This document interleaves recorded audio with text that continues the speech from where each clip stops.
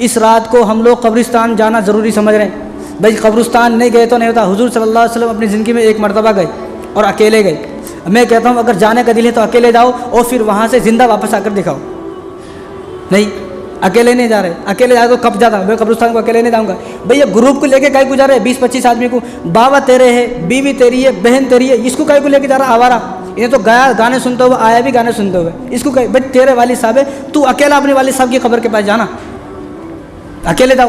یہ پورا گروپ کو پورے سب جمع ہو کے 10-20-25 آدمی جا رہے ہیں اور گاڑیوں پہ اسٹینڈ مارتے ہوئے بھر بھر کرتے ہوئے بہت زور زور سے جو ہے رات میں 2 بج رہے ہیں 3 بج رہے ہیں قبرستان کو جا رہے ہیں اور سب کچھ ستا رہے ہیں. بھئی وہ غیر مسلم کا حق ادا کرنا بھی ہمارے اوپر فرض ہے. کوئی غیر مسلم ہمارے قبرستان کے برابر میں سو رہا ہے تو ہم اس کو جگا نہیں سکتے. یہاں رسول اللہ صلی اللہ علیہ وسلم عبادت کرنے جا رہے ہیں, اتنی آہستہ سے جا رہے ہیں. جنت البقیع میں اس رات کہ حضرت عائشہ کو بھی معلوم نہیں ہوا کہ حضور صلی اللہ علیہ وسلم کہاں چلے گئے, کب چلے گئے. وہ حضرت عائشہ رضی اللہ تعالیٰ عنہا آنکھ کھلی. جب آنکھ کھلی رات میں دیکھا کہ حضور صلی اللہ علیہ وسلم نہیں ہے, تو جب آپ جو ہے وہ پیچھے بھاگ کر گئی, دیکھا تو آپ جنت البقیع میں تھے. یہاں حضور صلی اللہ علیہ وسلم اپنی بیوی کا خیال کر رہے ہیں, بیوی کا اتنا خیال کر رہے ہیں کہ اس کی آنکھ کھل نہ جائے. اور یہاں ہم لوگ جو ہے گاڑیوں پہ اسٹینڈ مارتے ہوئے قبرستان کو رات میں 3 بجے جا رہے ہیں اور سب کو پریشان کر رہے ہیں. وہاں چراغ جلا رہے ہیں, قبروں پہ جو اتنا روشن کر دی. وہ غیر مسلم جو وہاں رہتا انہیں بھی پریشان ہے, آج کون سی آفت آ گئی, کون سی مصیبت آ گئی, کون سی پریشانی آ گئی کہ ہمارے کو سونے نہیں دے رہے. قبرستان جانا ہے جا سکتے ہیں آپ, پوری زندگی میں ایک مرتبہ بھی جا سکتے ہو, سنت ادا ہو گئی. اگر آپ کو جانا ہے, زیادہ طلب ہو رہی ہے جانے کی, تو اکیلے جائیں جس طرح رسول اللہ صلی اللہ علیہ وسلم گئے.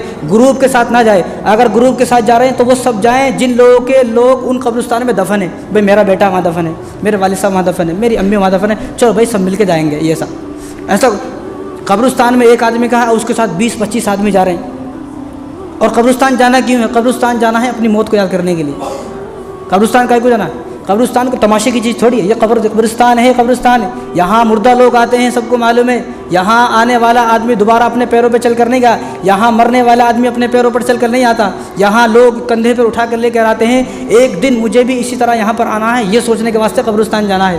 یہ کوئی کھیل تماشے کی جگہ نہیں ہے, یہ کوئی ایسی جگہ نہیں ہے. اور بات چل رہی ہے تو میں ایک اور بات بتا دوں. اکثر میں نے دیکھا ہے کسی کی وفات ہوگی, قبرستان جا رہے ہیں اور اپنی رنگ ٹون گانے کی لگائی ہوئی ہے. اب گانے کی رنگ ٹون, وہاں پر سامنے جنازہ ہے, جنازہ. اب اس سے خطرناک منظر, دردناک منظر کیا ہو سکتا ہے؟ اس سے دردناک منظر بھی کوئی ہو سکتا ہے. سامنے جنازہ ہے, سامنے جنازہ پڑا ہوا ہے, قبر کھدی ہوئی ہے, یہاں فاتحہ دینے تیار ہیں اور لوگوں کا ایک مجمع ہے, اور یہاں فون آیا ہے تو فون میں گانے کی رنگ بج رہی ہے.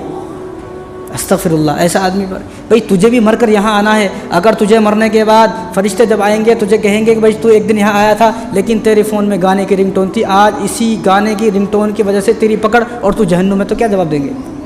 تو کم سے کم اپنے فون کو سوئچ آف کر کے قبرستان جائے. تو اس رات اگر قبرستان جانا ہے تو وہ جائے جس کے والد صاحب کا انتقال ہو گیا ہے, یعنی جس کے گھر میں سے کوئی انتقال ہو گیا وہ جائے. اور دوسری بات, اس کو ضروری سمجھتے, ضروری نہیں ہے, جانا چاہے جا سکتے ہیں, نہیں جانا چاہے. اب گیسو شب رات میں نے گیا قبرستان, میں تو یہاں سے بیان کرنے میں 2-3 جگہ جاتا ہوں, وہاں چلا گیا. آنے کے بعد صبح مجھ سے ایک آدمی نے تم قبرستان نہیں گئے نا, ہم لوگ گئے تھے, ہم تمہارا یہ وہ. اور بھائی کیا ضروری ہے کیا؟ تمہارے والد صاحب تم جاؤ, ہمارے آنے جہاں ہمارے, اب ہمارے اللہ کا شکر ہمارے تو ہیں بھائی, ہم کہیں کو جائیں گے؟ بھائی تمہارے والد صاحب اس قبرستان میں, تم جاؤ, ہمارا کہیں بول رہے بھائی. تو مسئلہ کیا ہے, لوگ یہ سوچتے ہیں جانا ضروری ہے, جو نہیں گیا تو شب رات نہیں بنتی اس کی, حلوہ نہیں بنایا, بریانی نہیں بنایا, پانی نہیں نہایا, یہ سب کام جو کرے گا اسی کی شب رات بنے گی. جو یہ کام نہیں کرا اس کی شب رات بنے گی نہیں.